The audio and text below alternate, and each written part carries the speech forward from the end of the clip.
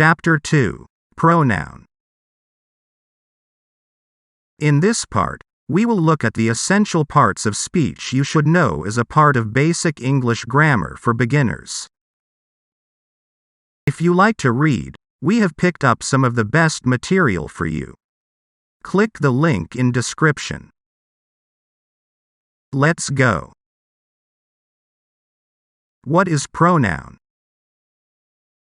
Let's dig deep to understand the history of pronoun. In linguistics and grammar, a pronoun is a word or a group of words that one may substitute for a noun or noun phrase. Pronouns have traditionally been regarded as one of the parts of speech, but some modern theorists would not consider them to form a single class, in view of the variety of functions they perform cross-linguistically. An example of a pronoun is you, which can be either singular or plural.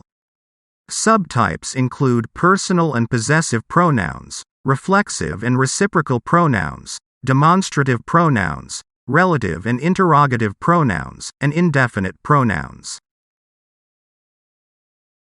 The use of pronouns often involves anaphora, where the meaning of the pronoun is dependent on an antecedent. For example, in the sentence "that poor man looks as if he needs a new coat," the meaning of the pronoun he is dependent on its antecedent, that poor man. The name of the adjective that belongs with a pronoun is called a pronominal. A pronominal is also a word or phrase that acts as a pronoun. For example, in "That's not the one I wanted," the phrase "the one," containing the prop word one, is a pronominal. Pronouns, antonymia, are listed as one of 8 parts of speech in The Art of Grammar, a treatise on Greek grammar attributed to Dionysius Thrax and dating from the 2nd century BC. The pronoun is described there as a part of speech substitutable for a noun and marked for a person. Pronouns continued to be regarded as a part of speech in Latin grammar, the Latin term being pronomen, from which the English name, through Middle French, ultimately derives, and thus in the European tradition generally. Because of the many different syntactic roles that they play, pronouns are less likely to be a single word class in more modern approaches to grammar. Definition of pronoun. Pronouns can do all of the jobs that nouns do, and many of them are shorter and more versatile. Pronouns let us say things like "I am proud of myself" or "it is time to ask somebody for help." Pronouns are a major part of speech, and correctly using them will drastically improve your speech and writing. A pronoun is a word that can replace a noun in a sentence. The noun that is replaced by a pronoun is called an antecedent. For example, in the sentence "I love my dog because he is a good boy," the word "he" is a pronoun that replaces the noun dog. List of pronoun: I, me, you, he, she, it, we, they, us, them, who, what, this, that, anyone, nobody, something. There are many different types of pronouns that we use in writing and speech. The list are as follows. First, possessive pronouns, then personal pronouns, followed by that relative pronouns, then reflexive pronouns, then indefinite pronouns, then demonstrative pronouns, then interrogative pronouns, then intensive pronouns, followed by that reciprocal pronouns. Possessive pronouns. A possessive pronoun is a pronoun that is used to express ownership or possession. For example, the word hers is a possessive pronoun in the sentence "Charlotte noticed that Seth's dog was bigger than hers." The word hers indicates that Charlotte's dog, the noun phrase being replaced by the word hers, belongs to Charlotte. List of possessive pronouns: mine, yours, hers, his, its, theirs. Personal pronouns. A personal pronoun is a pronoun typically used to refer to a speaker or to the people or things that a speaker is referring to. Often, personal pronouns are used to replace proper names, as in Olivia went to bed early because she worked hard today. Like all other pronouns, personal pronouns only replace nouns and not other parts of speech, like verbs or adjectives. Grammatically, they act exactly the same as nouns and can act as a subject or object of a clause, phrase, or sentence.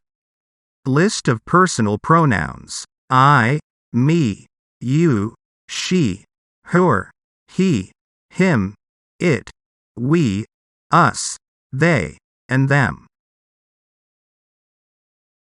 Relative pronouns. A relative pronoun is a pronoun that is used to introduce a relative clause. In particular, relative pronouns usually introduce relative clauses that describe nouns or other pronouns. This will be easier to understand if we look at some sentences. For example, the word that is a relative pronoun in the sentence "Find me the book that has money hidden in it." List of relative pronouns: who, whom, whose, which, that. Reflexive pronouns. A reflexive pronoun is a pronoun used as an object that refers to the same person or thing as the subject.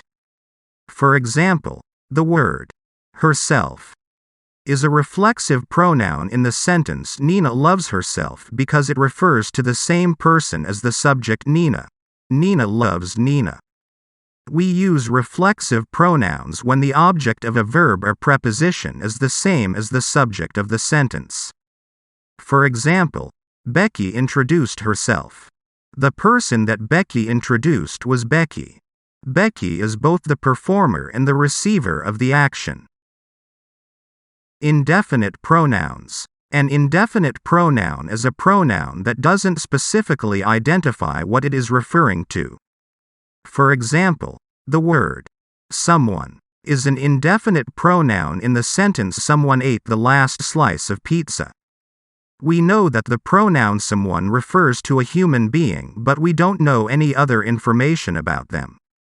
Indefinite pronouns vaguely or generally refer to a person or thing. Indefinite pronouns have a variety of uses. Some of these include referring to an unknown person.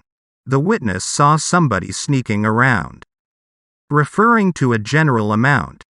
Most of the kids left, but several of them are still here. Referring to a totality or an absence. We tried everything, but nothing worked. Demonstrative pronouns. A demonstrative pronoun is a pronoun used to point to specific people or things. For example, imagine there was a chair right next to you and a chair across the room from you. When talking about the chair nearer to you, you would say, "This is a chair." When talking about the chair far away from you, you would point to it and say, "That is a chair." In these sentences, the words "this" and "that" are demonstrative pronouns. Demonstrative pronouns can be used to refer to either people, animals, or objects. For example, people. "This is my friend Lance." Animals. "That looks like a poisonous snake." Objects. "The cars in the front are worth more than those in the back."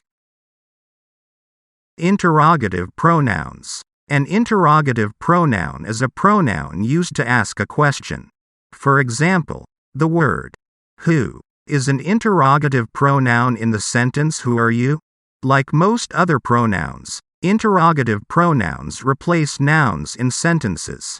In the case of interrogative pronouns, they typically replace whatever or whoever the answer to the question is. For example, what is a pineapple? A pineapple is a fruit.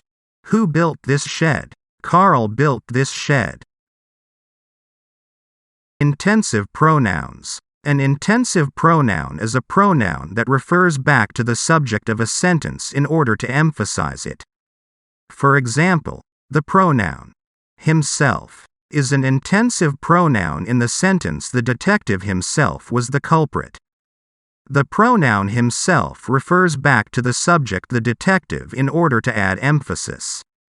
By using an intensive pronoun, the sentence highlights how unexpected it is that a detective who is supposedly investigating a crime is actually the criminal. There are many different reasons why we would use intensive pronouns, such as to point out an odd or unexpected situation or to highlight an impressive achievement. The Prime Minister herself appeared at the rally. The third grader wrote the best-selling book themselves. Reciprocal pronouns. A reciprocal pronoun is a pronoun that expresses a mutual relationship. Putting it another way, reciprocal pronouns refer to a situation where someone or something performs an action on others and receives the same action in return. For example, the sentence Andrew and Bill helped each other means that Andrew helped Bill and Bill helped Andrew. As another example, the sentence the members of the team supported one another means that every member of the team supported every other member of the team. The people who performed the actions also received them in return. Thanks for watching. Want to know more about English grammar? Then please subscribe to my YouTube channel. I will post a weekly video on English grammar on my YouTube channel. Stay tuned for the next chapter. Please like and share my videos. See you soon. Take care and keep learning.